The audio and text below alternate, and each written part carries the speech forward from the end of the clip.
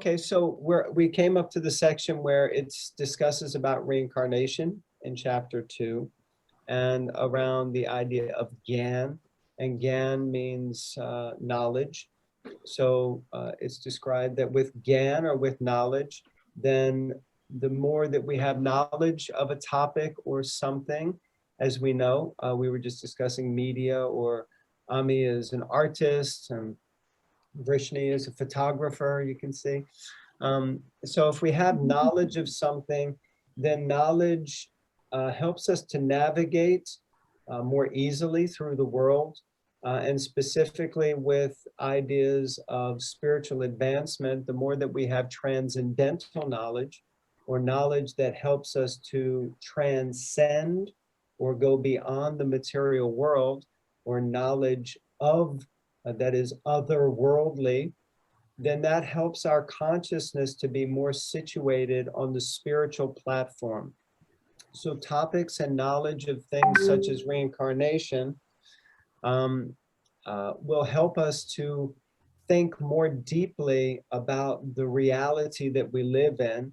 And as we've discussed quite a lot so far about the idea of the body as a machine, and that the soul inside of the body is the real driver or proprietor of the body. And in this way, we can see that the principle of reincarnation is that that soul carries on, and we move through many different bodies. Even in this life, we all had a baby's body and a child's body, and now in teenagers' bodies, and now young adult bodies.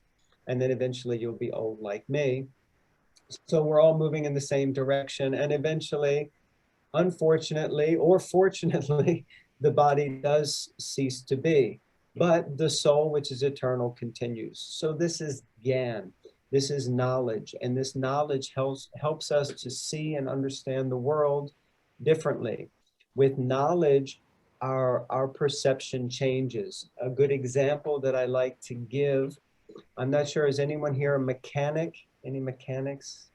Okay. So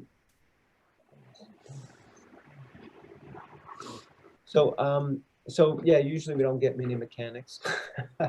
So anyone here has ever been in a car? Ever been in a car? Yeah? Okay. So anyone here has ever been in a car that's broken down?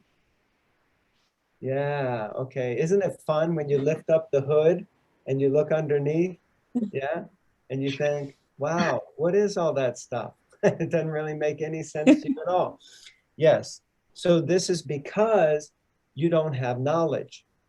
So if you look at something that you don't have knowledge about, like the engine of a car, then when you're looking at it, it just looks like a big black mass of metal and grease and oil and substances that you don't want to touch or get anywhere near because it's really nasty. So when you look at it, you think, okay, you know, and you put up the hood and you go, okay, please work now. Please, you know, or you take something and you hit it, now work, you know, or you might think, if I chant some magic mantras, you know, Hare Krishna, it'll start working. But often that doesn't work. But if you call someone from the, you know, RAC or the AA, and they show up, then sometimes they don't even need to look at the engine. They just tell you, turn the key. And when you turn the key, they hear the sound of the car not starting. And just by that sound, they know what the problem is. What to speak of if they look at the engine, for them, they don't get one large block of massive metal. They see the carburetor, the spark plugs, the gearbox, you know, the steering controls, the brake fluid, the, you know, radiator, so many different things. They get distinction. Why? Because they have knowledge. Just like all of you are learning and training to get knowledge in certain subjects, and therefore you will be more expert than someone else in that field because you have knowledge.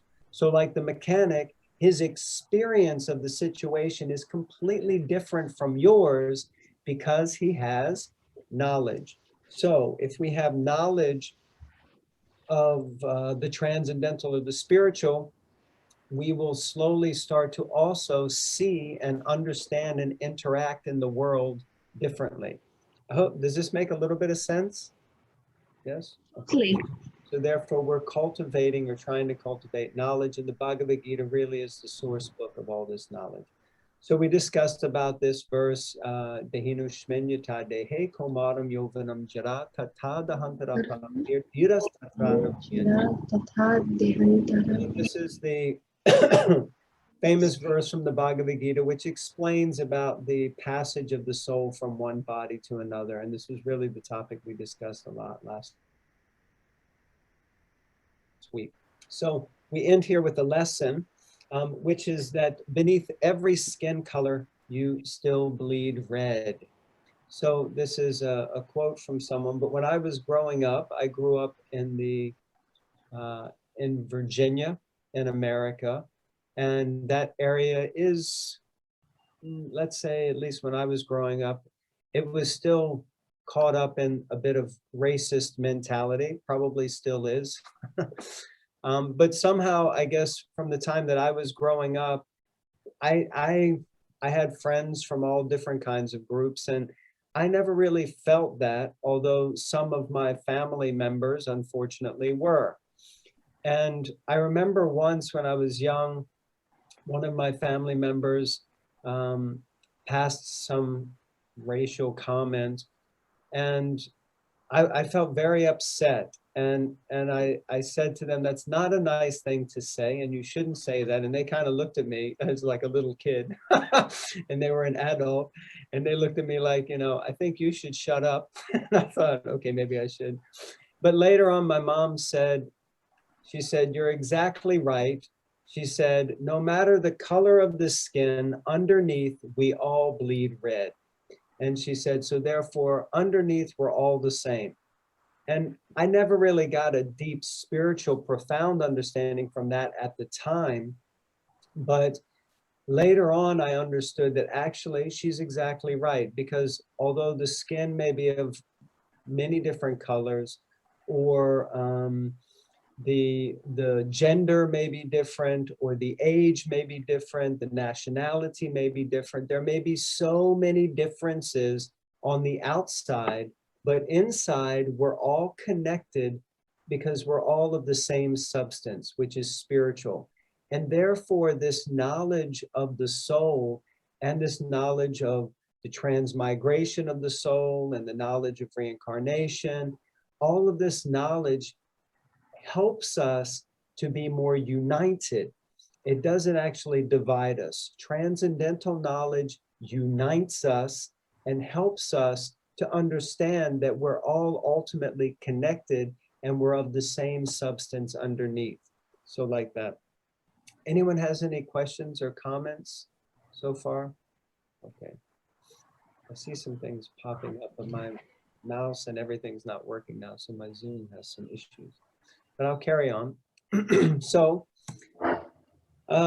yes, so then in chapter 2, it carries on to talk a lot about this idea of karma. And we're going to discuss that a little bit more in depth in chapter 4. We also already discussed it quite a bit in our preliminary course that we did the last time. But specifically in this section, it talks about something which is called karma kanda. And if you remember before when we talked about karma, we said that there are 3 types of karma. There's what we would call good karma, and then there's what we call bad karma, and then there's what we call no karma, or the Sanskrit term would be akarma. So karma preceded by an A, which kind of negates the word that comes after it.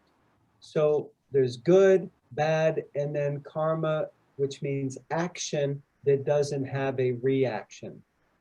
But here, Krishna will speak to Arjuna a lot about this principle of a term that's called karma kanda. And what that means is that it's someone who understands the principle that if you do good things, you'll get good rewards. And in one sense, you could say this is kind of, yeah, this is a good idea. And in one sense it is. It's better than doing bad things and trying to get good rewards, which some people do. But this idea of karma kanda means that people will try to do good things so that they can get elevated maybe to like heavenly planets, or get a better birth in their next life. Again, which is in one sense a good thing, but as we discussed last week about reincarnation, the point is not to come back again and keep going through the cycle of birth and death, even if you do get a better birth or a better body or a better lifestyle. But the point is to transcend all of it and to escape from the cycle of birth and death. So Krishna talks a lot in this section, in this later chapters of the Bhagavad and of the second chapter, sorry, in the later section of the second chapter, about this idea of karma kanda and how many people are doing this karma kanda, but Krishna is not really, he's not promoting this. He's saying that this will just keep you caught up in the cycle of birth and death. Better is that you fix your mind on the higher goal and the higher topic of finishing up your business in this life. And so therefore he talks about a principle called buddhi yoga. Now this word buddhi should be familiar to all of us in one sense, because we all have heard of a great personality called Buddha, right? So Buddha is called Buddha, and they say that you achieve Buddhahood or you achieve Buddha consciousness. But Buddha comes from the Sanskrit word meaning buddhi, and buddhi means intelligence. So one who has achieved a higher level of intelligence would be considered Buddha, one who has perfected their intelligence. So the idea is that buddhi yoga means use this gyan, use this knowledge, and yoga means to connect. So use this knowledge to connect to something higher, and then naturally you will also become detached. Because in order for us to move on to free ourselves from this cycle of reincarnation, we have to become detached. And this is a very delicate topic and delicate issue. But the Bhagavad-gita very nicely teaches this mood of detachment in a way, because we see, I guess, those of you who are maybe coming from, excuse me, an Asian or Indian background, sometimes this word detachment is synonymous with another word, which is sannyas, which means to renounce, or a renunciant, or one who gives up everything and kind of just travels around, gives up family, gives up home, and just travels and has no attachment, no real home, just is detached from everything. And this is also detachment, definitely, of course.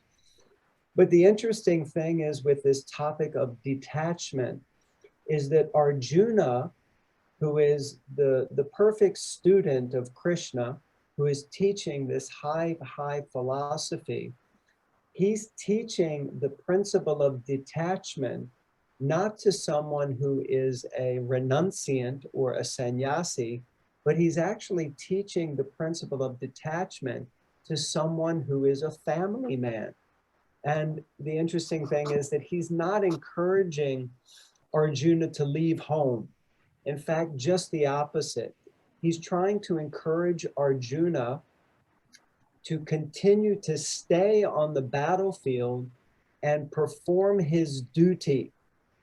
But he's saying to him that you have to perform your duty while being detached. And he explains to him that you can become detached by performing your duty with higher knowledge. So by using this buddhi yoga, you can become detached while you're still performing the activity. So and there's a famous quote from Lord Jesus Christ where he said that we have to learn to be in the world, but know that we're not of this world. So we have to perform our duties, but we should do it with higher knowledge. Otherwise, it means we're attached and bound. So Krishna is encouraging Arjuna to act in the role that he has, which is that, as I explained at the beginning, that Arjuna is a famous archer. He's a warrior, and he's in the middle of a battle, and actually he wants to run away from the battle. And he keeps saying, later we'll discuss, the conversation between Krishna and Arjuna is that Krishna keeps saying you have to be detached. And Arjuna says, yeah, I want to be detached. I want to get off the battlefield and get out of here. I don't want to fight. I'm happy to be detached. I'll just go to the forest and meditate and no need. I'll be perfectly detached. And Krishna says, no. That's not the kind of detachment that I'm talking about. So it's very interesting. And often there's a misconception amongst most people that detachment means that we have to renounce the activities. But Krishna's teachings in the Bhagavad-gita are so profound that it teaches us to still perform the activities while at the same time being detached in mind, being detached in consciousness. And that occurs through the process of the cultivation of gyan or buddhi, intelligence, and connecting that with a higher purpose. And that can happen very easily in the process of bhakti because we perform our activities and we engage our gifts or our talents for a higher purpose. So like earlier, I was just, speaking, and Ami is an artist, and, Marcella is like the queen of marketing, and I'm not sure about Umang or Varsha, she's a scientist, and Vrishni is going to be a doctor, right, Vrishni? I can't hear you because you're on mute. Pharmacist. A pharmacist, so she's going to be a drug dealer in the future.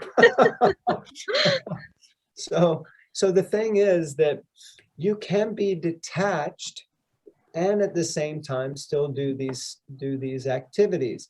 And the easiest way is to do them as a service for a higher purpose. And that we'll also discuss much more as the Bhagavad Gita continues, because remember, chapter 2 of the Bhagavad Gita is a summary of the entire Gita. So Krishna is kind of prefacing the whole Bhagavad Gita by giving quick points that are picked up on in the rest of the Gita. Is everyone still with me, or have I lost anyone yet?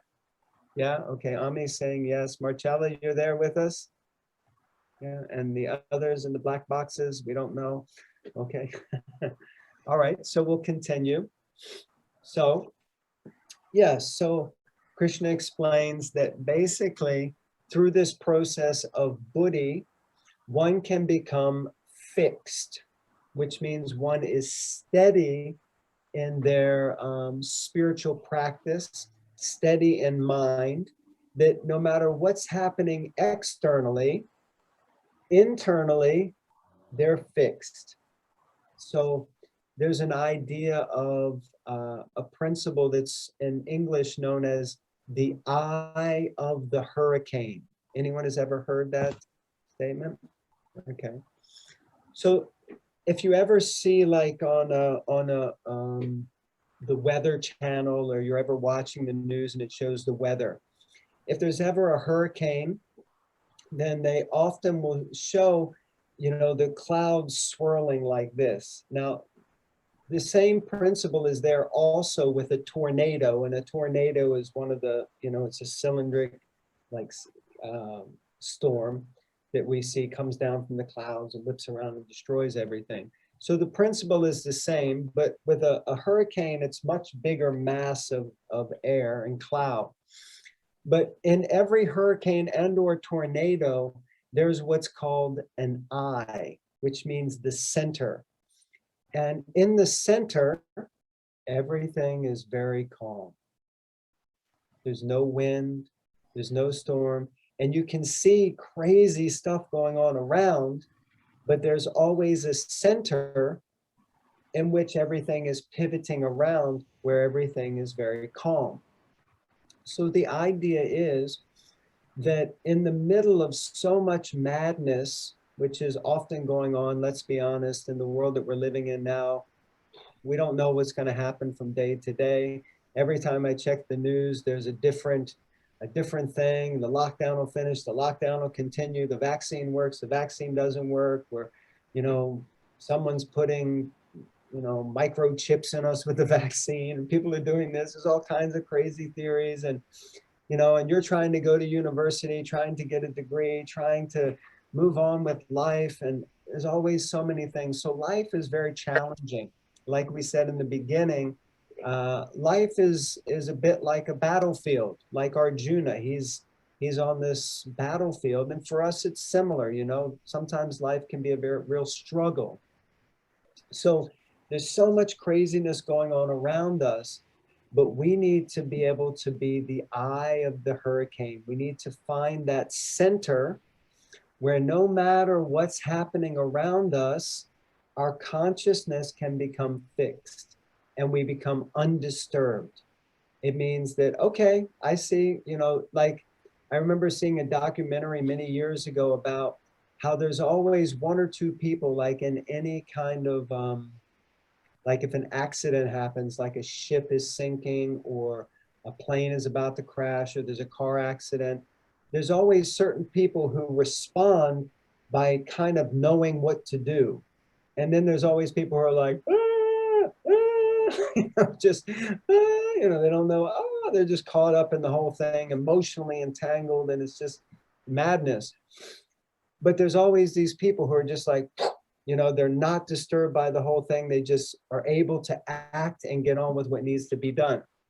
So this idea is called samadhi. And if later, Krishna will talk about this principle of samadhi much more.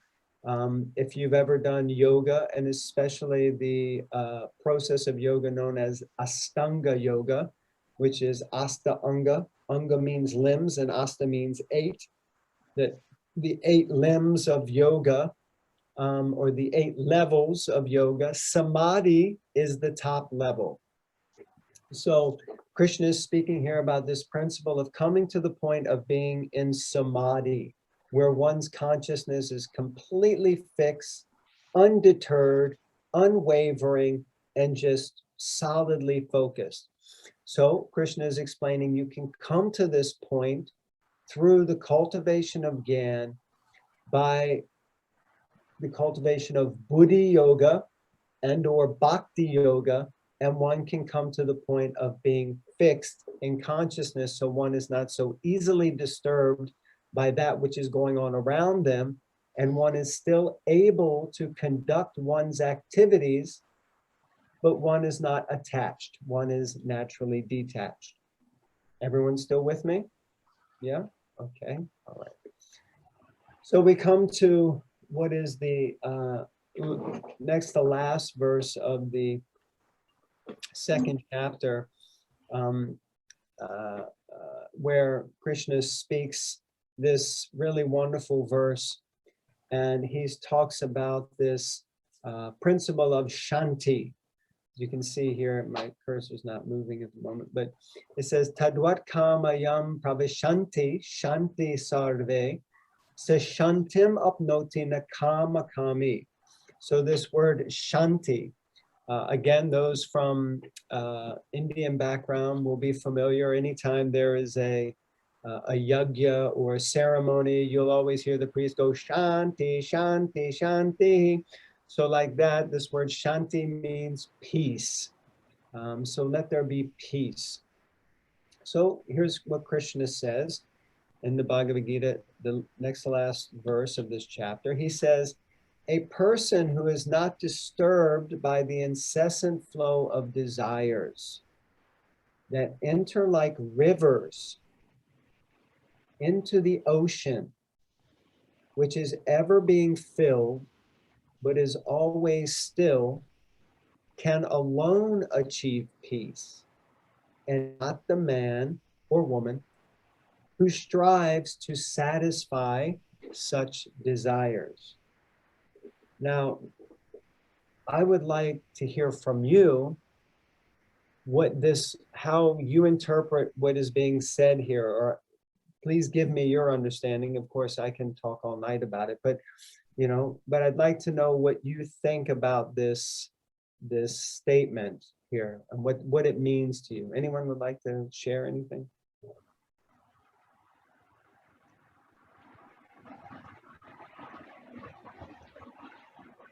Not all at once, please. Control yourself.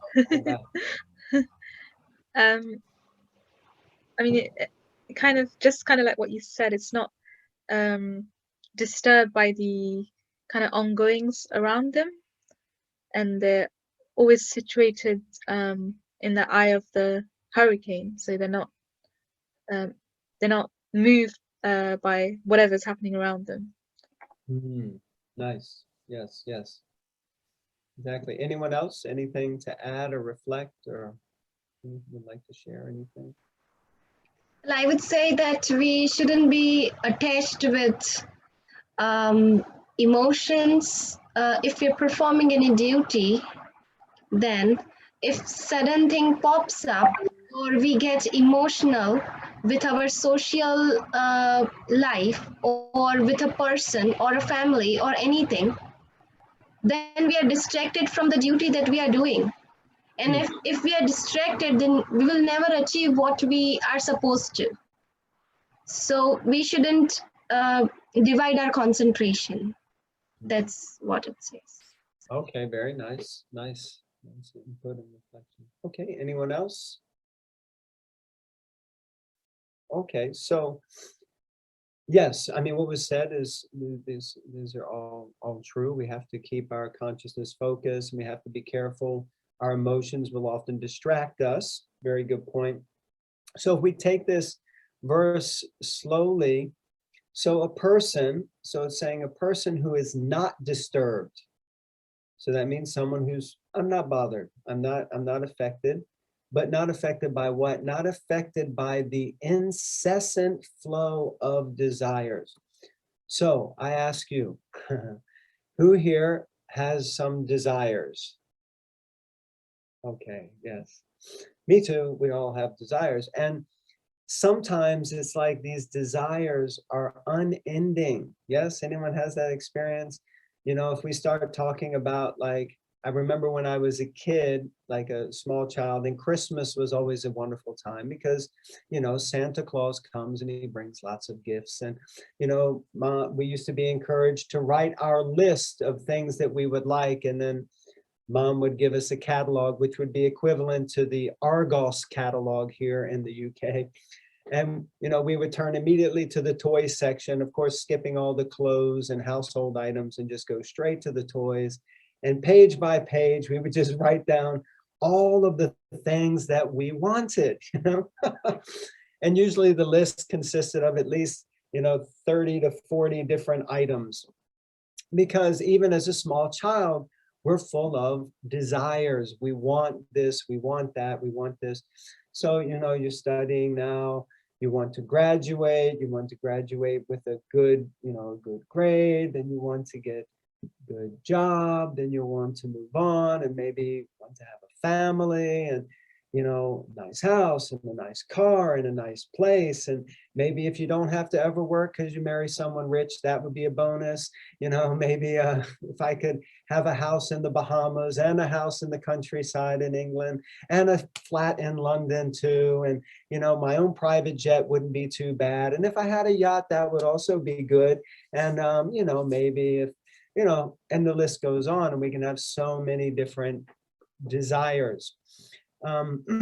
So what to speak of if you're hungry and you think, what should I eat? Ooh, pizza, ice cream, this, that, this, and the list goes on. So there's so many facilities and outlets for desires.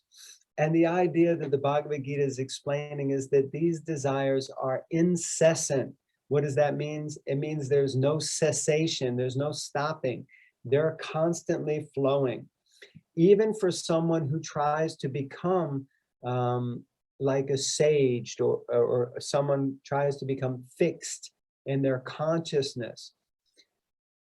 The point is, as is said here, that they enter like rivers into the ocean.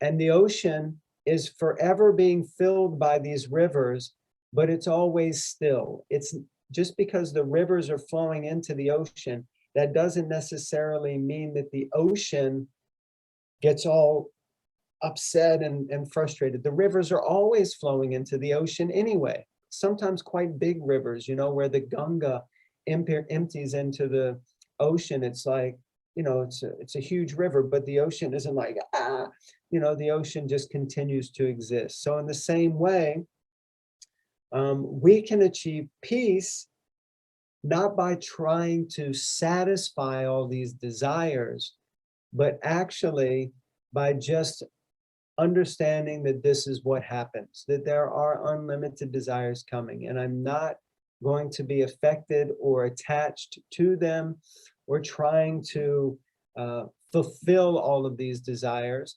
Rather, I'm just going to accept that this is normal. This is what happens. And I don't need to act on these desires. Now, that can be a bit of a challenge. Anyone here finds sometimes it's a challenge to not act on certain desires? Yes. The impulse comes and we think, okay, let's do it.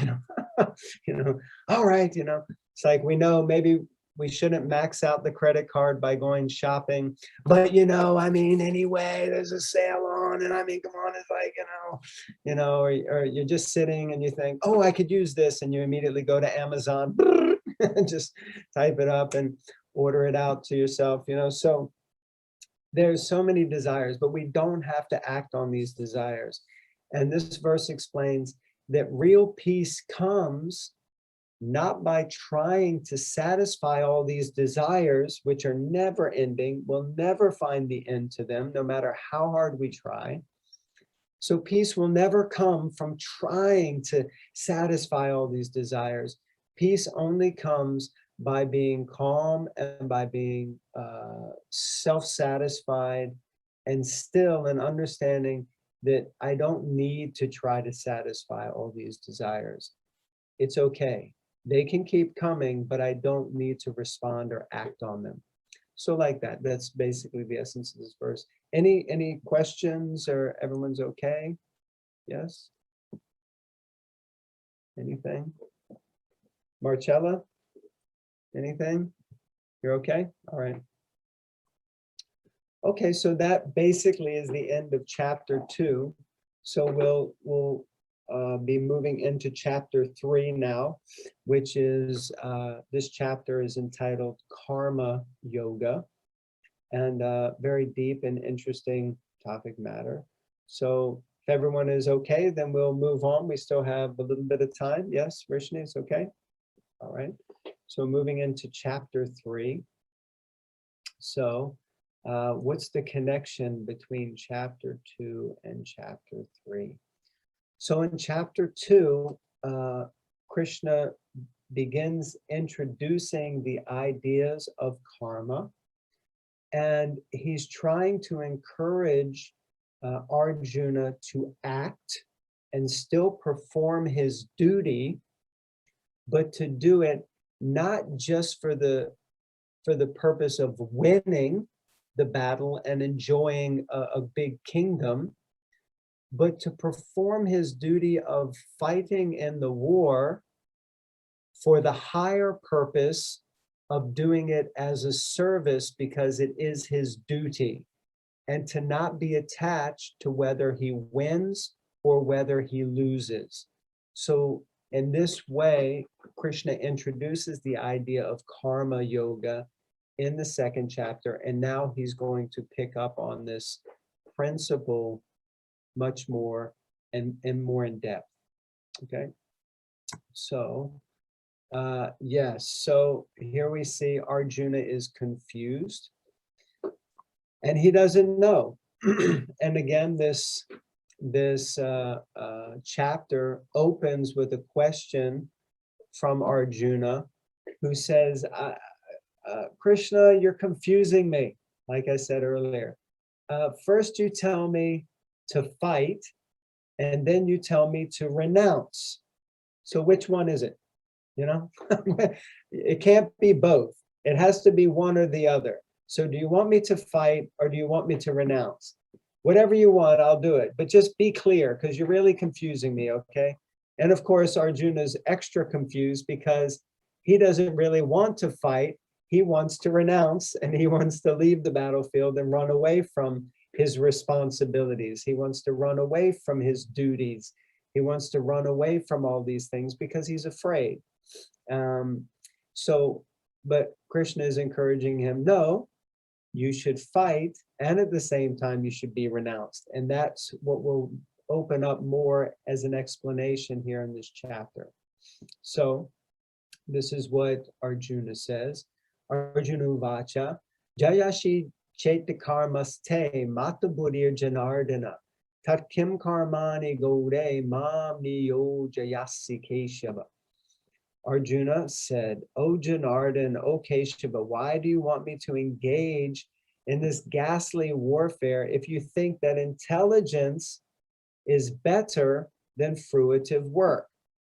Because Arjuna is thinking that fighting is a fruitive thing. I fight for the purpose of winning the war so that I get the spoils of war, so that I get to be victorious, I get to be the winner, I get to defeat my enemy, I get to become the king, I get to have land and riches. But Krishna is not propagating that mentality at all, but Arjuna is thinking like that. So he's saying, so you tell me to be intelligent, you tell me to renounce, but at the same time you're telling me to fight. So what is it that you want? And then Krishna explains to Arjuna that you should do your work, you should perform your duty, and you should do it as an offering, as a sacrifice. Now, of course, when we hear the term sacrifice, I know when I first started reading the Gita and attending classes, and someone said, do it as a sacrifice. And I just pictured, some mountaintop with a big rock slab and some big knife and a priest with a hood, and some virgin comes and they sacrifice the virgin and they pour blood. Oh, and I was thinking, somehow I'm thinking that's a sacrifice. And we forget that the principle of the word sacrifice, what sacrifice actually means, is that I give something up for a higher purpose or for another purpose. So I would sacrifice, let's say, if we make a donation for something, that donation is a sacrifice. You're sacrificing something for someone else. Yes? Means like if you give, let's say 100 pounds for something, that 100 pounds you could have used for yourself in whatever way you like, but you decide, no, I'll sacrifice this 100 pounds. Basically, you're not really so much sacrificing the 100 pounds. What you're sacrificing is your own personal enjoyment of that 100 pounds. And you're sacrificing it for another purpose, hopefully a higher purpose. So that's the idea of sacrifice. And we sacrifice our time, right? If we give our time to others, that's also a sacrifice. If we, are looking after, so we sacrifice our energy for someone else, for something else. We may sacrifice our money. Some people sacrifice their health for someone else or for another purpose. Some people sacrifice their lives for others. If you're a military person, then it can be a principle that you're willing to sacrifice your life to save someone else or to help someone else. So we sacrifice time, energy, money, health, our lives, so many things that we can sacrifice. So this understanding of what is sacrifice means that Krishna is explaining to Arjuna that you have to do your work as an offering. So you perform your duty, perform your prescribed duties as a sacrifice. So you sacrifice doing them for your own self-enjoyment or self-fulfillment, and you try to do them for a higher purpose. So Krishna begins to explain this principle of sacrifice here. Everyone still with me? Everything is clear, or anyone would like to ask anything or add anything or subtract anything? Multiply anything, divide anything? Okay. So here we go. Who feels like this at work? So Krishna begins to explain some aspects of the idea of karma. Yagyartak karma no yatra loko yam karma bandhanaha tadartam karma konteya mukta sangha samachara. So if you have your Bhagavad-gita, whenever I show these verses, you can be looking at it if you like. This is chapter 3, text number 9. Krishna explains, work done as a sacrifice for Vishnu, for God, for the divine, for a higher purpose, has to be performed. Otherwise, work causes bondage in this material world. Therefore, O son of Kunti, and he's saying, O son of Kunti, because Arjuna is the son of Kunti. Kunti is his mother. Perform your prescribed duties for his, capital H, for his, for Vishnu's, for the higher satisfaction, for the satisfaction of the Supreme, for the satisfaction of the divine, for the satisfaction of God. And in that way, you will always remain free from bondage. Bandhanaha. Bandhanaha means bondage. So, again, anyone would like to reflect what they think this verse means, or how it can be interpreted or practically seen in our own lives, or does anything make any sense or not make any sense?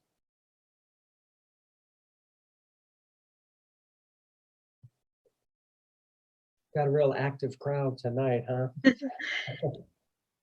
I was thinking with the bondage in this material world, so that's like the cycle of birth and death that you mentioned. Yeah. Okay. Should I try to unpack it a little bit? Is that okay? Yeah. Yeah. So first, again, if we take each section, so work, actually, let's skip that first part. Let's talk about otherwise work causes bondage in this material world. So because we've discussed a little bit about the idea of karma, we understand that what you put out, what happens to it? It comes back, yes? So you create a motion that has to have a conclusion. You initiate energy that needs to return to its source. This is the principle that I think Sir Isaac Newton explained, that for every action, there's an equal and opposing reaction. So energy doesn't have, energy is, it has its own course. It's like a boomerang. If you throw a boomerang, it goes out and then it comes back around.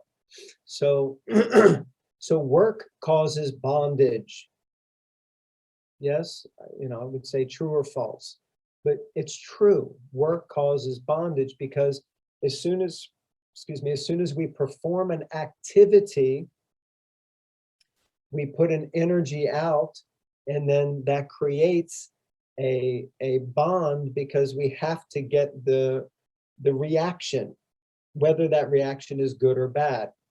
So it means if all of us are going to do some work in life, and basically, like I used to work in the city, in London in the investment banking industry, and mostly doing computer software development and testing and things like that. But I remember, you know, it was like, great, this is wonderful, you know, I'm making lots of money and this is good. But then I started to realize the bank I was working for, the kind of stuff they were doing with all the money that they had. And it wasn't very nice stuff. Not to mention all the people who were earning the money, they're also not really doing much nice stuff with their money. Most of them were indulging in ways that I can't even talk about amongst such chaste and saintly young ladies and people who have gathered here, because it's really quite diabolical. It's amazing how people in the city, they all dress, you know, so nicely, wear suits. But my realization is they look like gentlemen, but they don't necessarily act like gentlemen at all. In fact, just the opposite. So the point is, there was so much wealth, but how that wealth was being utilized was definitely not good karma. It was predominantly bad karma. And because I was involved in it somewhere along the chain, I was a little, you know, gear in the mechanism. That means that I was also entangled in those activities. Means somehow we can be attached to a reaction, even if we're not directly the person that does it. Let's say if you're a gun salesman and you sell a gun to someone and they kill someone else. In one sense, you could say, well, I only sold them the gun, I didn't kill the person. But by you selling the gun, you are still going to get a reaction for that killing. That is the laws of karma. If you do something or you contribute to something that happens adversely or negatively, there's going to be a reaction for that. So therefore, it's very difficult to release ourselves from that just by simply, in one sense, you could say, earning money or performing any activity in life in general, we're creating and generating karma. So it becomes very difficult then to escape from this bondage, from this cycle of birth and death. And because we put energy into something, we often expect something back from it, right? Anyone has that experience? You know, I doubt if any of you are studying like, I just study for the love of study, to cultivate knowledge. I have no expectation. If I pass or fail, it is of no concern to me. Simply the experience and joy of learning is why I've come to university. Yes, all of you are in that consciousness mentality. Probably not. Yeah, we're kind of like, I want to get my degree, I need to pass this test, I need to do this, I need to do that. There's often expectation, and with that expectation, we put energy in, expecting to get something back, and that binds us up. So this is the principle that Krishna is explaining. Karma means action in this material world always means a reaction, whether good or bad. And if you're involved in either good or bad action, it's a binding force. It keeps us here. We have to stick around to get the reaction. Or if we don't finish off the business, we may have a whole list of creditors. Is it creditors? People who owe us something. So then we have to take birth again just to get the reactions that we're due. Unfortunately, it probably won't be all good reactions that we're due to get. So it's a very binding thing. But Krishna is explaining here that if you perform your duties, whatever it may be, we can see this is a businessman here. So let's say you work in the city doing stuff, but if you try to do that for a higher purpose and you see it as a sacrifice for Vishnu, for God, for a higher purpose, if we try to see ourselves as an instrument for something higher, it's not always so easy, but Krishna will go on to discuss different ways that you can actually do your duty and do it for a higher purpose. And in the situation of Arjuna, it's even much more difficult because he's on a battlefield and he's being instructed to fight and basically kill people. But Krishna is encouraging that if you do this for the higher purpose with a higher consciousness of what you're doing, that also will not be an entangling situation. There won't be a reaction for that. And we can see that if a man is drafted into the army and he's sent to another country to fight a war, and he's told by the government, okay, you have to kill these people are the enemy, and he fights, then he's not punished as long as he fights fairly and does what he's supposed to do. But if he comes back and, one night he's sitting in his house and he thinks, oh, my whole neighborhood is my enemy, and he goes out and starts killing people in the local neighborhood, then he's going to be punished. So the idea is that if we do something under a higher sanction, then there's no karmic reaction. But if we do something that is simply motivated by our own consciousness or selfishness, then there's bound to be some reaction, and that's the binding potency of karma. So it's quite a deep topic, and Krishna unfolds it more a little bit later. So just wondering, we'll conclude here. Let's see. Oh, we'll come to this next time. Desire. Oh, sorry. Cake. Wow, look at that cake. Oh my goodness. Wow. Cake, bondage, cake, bondage, cake. Oh, no. So just giving a little preview for the next session. So we'll conclude here. And yeah, does anyone have any questions, comments, reflections?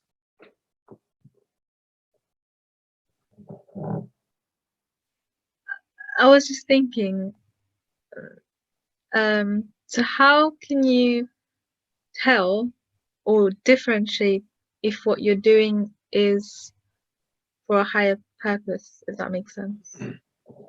Well, yes, great question. And that's something we will get into more next time. But the basic principle is, as I mentioned about the military person, that if we are doing something under higher instruction or higher order, or if we can understand within our own consciousness that our focus and our mentality and our aim or our goal is not simply selfish desire, then it's quite likely to be able to be in that mentality. We're going to have a higher connection. And that higher connection will be through the process of Gyan and Buddhi. And with that higher knowledge, that knowledge liberates us from the reaction. But that's something that we'll discuss next week, as we see with the cake. So with the practice of bhakti, you can have your cake and eat it. And there's no reaction, so like that. Thank you. Yeah. Oh, someone just left. Umang left some time ago. I think there's some messages in the chat we missed. Yeah, I just saw Amena. Yeah. Amena. Yes, my condolences to you. It says you lost your grandmother a couple of days ago, and yes, not being able to say goodbye. Yeah, the circumstances at the moment, of course, she lives in India and not being able to travel. Well, how to process it? Yes, this is a really powerful point. And my suggestion is that with this knowledge, as we were mentioning earlier, with Gyan, we can understand the science of the soul. And the science of the soul is that although the physical body is situated in a particular place and in a particular time, the soul is not actually affected by any of those things. The soul is situated in eternality. It's completely filled with knowledge, and it's completely blissful. So a couple of points can come from this knowledge. First of all, we can understand that actually when we give up this body, when the machinery of the body is stripped away or taken away, what is left is the pure soul. And the pure soul is eternal, full of knowledge and full of bliss. So it means that the suffering that one may feel while being encaged within the body, it dissipates, and it's basically gone once the soul is freed from the body. So in one sense, you can think that really your grandmother is now free from suffering in one sense because she is no longer in that body. But another thing, as far as trying to connect with her, or not being able to connect with her physically, on the spiritual platform, you can most definitely connect with her. So you simply need to focus your mind and concentrate.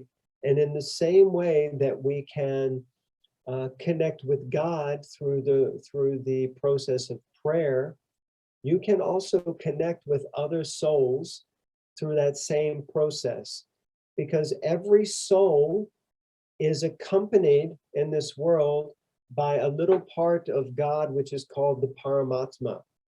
And because you have a Paramatma and your grandmother also has a Paramatma, then if you pray to Krishna, to God, or to that soul, then via the medium of the Paramatma, which exists in with every person, your grandmother can actually, as a spiritual being, she can experience and feel your love and your thoughts with her. And this is a truth. This is not something that's a made-up thing. There are people who practice what's called Reiki and things like this. And I know people who are like what are called Reiki masters, and they live in a completely another country. And sometimes I've had issues like with my back or something like that. And you know, I'll be talking to them and they'll say, oh, tonight I'm going to send you some Reiki. And I remember the first time I was like, yeah, you go ahead and do that. You know, that's nice. Thanks for the love, you know. But actually they did it. And in the night, I woke up feeling heated sensations in my back. And the next day I felt much better. And I was like, whoa, that's too freaky, you know? And then when I spoke to them, they said, yeah, I spent 45 minutes or an hour really focusing on where you were and sending this healing energy to you. So we're only limited by what we think is intelligence. But if we have higher intelligence, we understand exactly how unlimited the interactions between souls can be. So I think it's really important that you take some time and you just be with yourself in a very quiet space, and you become still, you become calm, and you meditate on your wonderful grandmother, and you really offer some genuine prayers for her, and you speak to her, and you allow yourself to say goodbye to her and let her move on to whatever the Lord has in store for her next. And you can say some very profound prayers, and you can really in that way achieve what's called closure. Because what you don't want is to carry throughout the rest of your life a feeling that you never got to say goodbye. Because saying goodbye is not something that is bound by this material world, because saying goodbye is on the spiritual platform. So enter into that spiritual platform and really, really have a talk with her, not in some kind of freaky seance kind of way, but in a genuine soul-to-soul connection. I hope that makes sense, and I hope that's of some help. And because this is the reality. This is actually the reality. So I hope that helps, Amin. And my condolences on your loss, but I'm sure that that Krishna will look after and take care of her. And we can also all offer a prayer for Amina's grandmother, and sincerely wish that the Lord looks after that soul and takes care of that soul and provides a suitable and proper destination for that soul, so that they can make progress and advancement and hopefully not have to deal with the sufferings and entanglements of this material world again. Wonderful. Thank you. Anything else anyone would like to share or say? I have a question. Oh my God, Ellie, raise Sorry, I have been here, but I've had my camera off, so I've been trying to do my dreadlocks, and I look well weird doing it on camera. It's a tough crowd tonight. I need someone to speak, you know? Sorry. But just hearing you talk about Reiki, that's something that I've been kind of really interested in. And my mum went to go and get her like chakras cleansed with Reiki. And she doesn't, but she's not spiritual at all. But she was like, wow, I really felt something there. And I was wondering, like, in terms of Reiki, how do you, I mean, I know that I don't know if you're a Reiki master, but how do you actually like learn to do Reiki? Is there like a certain way that you can, or is it just like self-taught, or is it like, I don't know, I don't really know where I'm going with this. I just really want to try doing Reiki. Well, I mean, Reiki is a kind of a science. It's a spiritual aspect of a science. And it's something, most things we need to learn, we should learn under the guidance. We should have a teacher. We should accept a guru or a master, someone who we can learn from. So theoretically, if you want to become a Reiki master, then you have to learn from a master, a Reiki master, you know? If you want to become spiritual, then you have to learn from a spiritual master. So in the same way. And there are many different places. I myself haven't studied it. I do know that there are some people who naturally feel that their gift in the world is healing energy. So they do these kinds of things. Yeah, I personally don't know off the top of my head of any places to go, where to go. It's not something I've personally focused on, but I do have friends and know people who have done it over the years and come to that level. So it's something that's there. But at the same time, I found it interesting. You said that, was it your mom? You said your mom was involved in it, and then you said she's not really spiritual. And I thought that's really interesting statement, because actually, as we were discussing earlier, maybe you missed it, you came in maybe a little bit late, but this idea of gyan or knowledge means that actually everyone's spiritual. It's just people may not act on spiritual knowledge, or they may not think on the spiritual platform, but everyone is by nature spiritual. So, and that's why things that function on the soul platform or the spiritual platform, they affect people even who aren't believers. And they're like, ooh, that, you know, oh, wow, that, I felt something there, but, you know, I don't believe in God, I don't believe in the soul, but I felt something, you know. And then they try to rationalize it some other way. Okay, no problem. But the fact is, it's happening on the spiritual platform because we're all spiritual beings. So like that. But I just thought that was an interesting thing. But as far as Reiki goes, or if you know, we feel that we have some propensity for healing and channeling, I think the main thing is that they try to channel. They become a clear channel for a healing energy, and they're able to give that to others. So, but it's a very selfless thing also. So one would need to be a very pure conduit, you know, means we need to be someone who can really channel and just be an instrument. And bhakti is a similar process of kind of trying to channel or give pure spiritual knowledge or pure spiritual love to others. And then in one sense, ultimately, that's the the ultimate healing remedy is to help people to really connect on the spiritual level and to go beyond the bodily platform altogether, if that makes sense.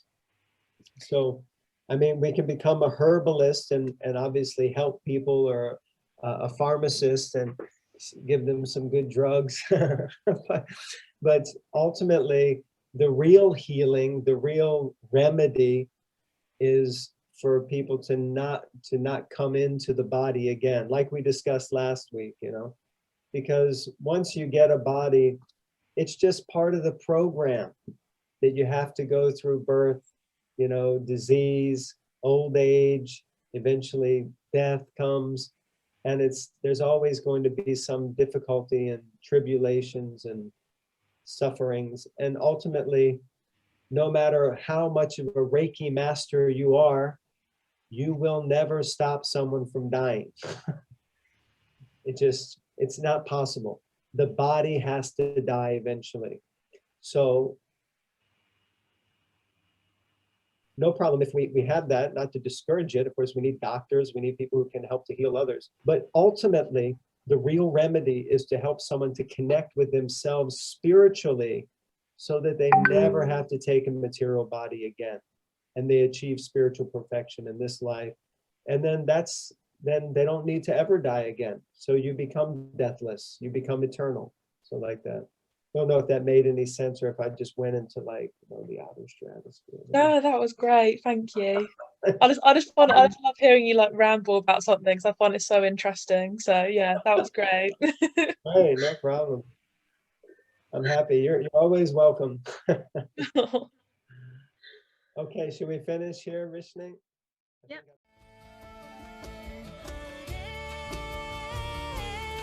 Krishna